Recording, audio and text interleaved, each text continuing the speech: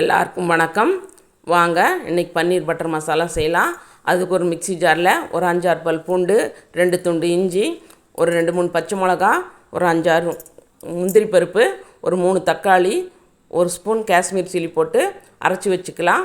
ஒரு வடைச்சட்டியில் கொஞ்சம் எண்ணெய் ஊற்றி ஒரு ஸ்பூன் மிளகாத்தூளும் கொஞ்சம் உப்பும் போட்டு நம்ம பன்னீரை கட் பண்ணி வறுத்து எடுத்து வச்சுக்கிட்டு அதே வடைச்சட்டியில் இன்னும் கொஞ்சம் எண்ணெயும் கொஞ்சம் நெய்யும் ஊற்றிக்கலாம். என்கிட்ட வெண்ணெய் இல்லாதனால நான் நெய் ஊற்றிக்கிட்டேன். இப்போ சோம்பு, பட்டை, கிராம்பு எல்லாம் போட்டு 2 பெரிய வெங்காயம், ஒரு கேரட்டும் கட் பண்ணி துருவி வச்சுருக்கேன். அதையும் போட்டு எடுத்துகிட்டு கொஞ்சம் பட்டை கிராமும் கொஞ்சம் தேவையான அளவு உப்பு போட்டு நல்லா வறுத்து விட்டுட்டு நம்ம அரைச்சி வச்ச தக்காளி விழுதையும் சேர்த்து எண்ணெய் பிரிஞ்சு வர வரையிலும் நல்லா வதக்கி விட்டுட்டு எண்ணெய் பிரிஞ்சு வந்ததையுமே நம்ம வறுத்து வச்ச பன்னீரை போட்டு ஒரு கிளறிட்டு ஃபைனலாக கஸ்தூரி மேத்தி தூவி இறக்குனா சுவையான பன்னீர் பட்டர் மசாலா ரெடி. சப்பாத்தி போட்டேன். அதுக்கு சப்பாத்தியை நல்லா உருட்டி எண்ணெய் தடவி மறுபடியும் எண்ணெய் தடவி உருட்டி போட்டோம்னா லேயராக சப்பாத்தி வரும்.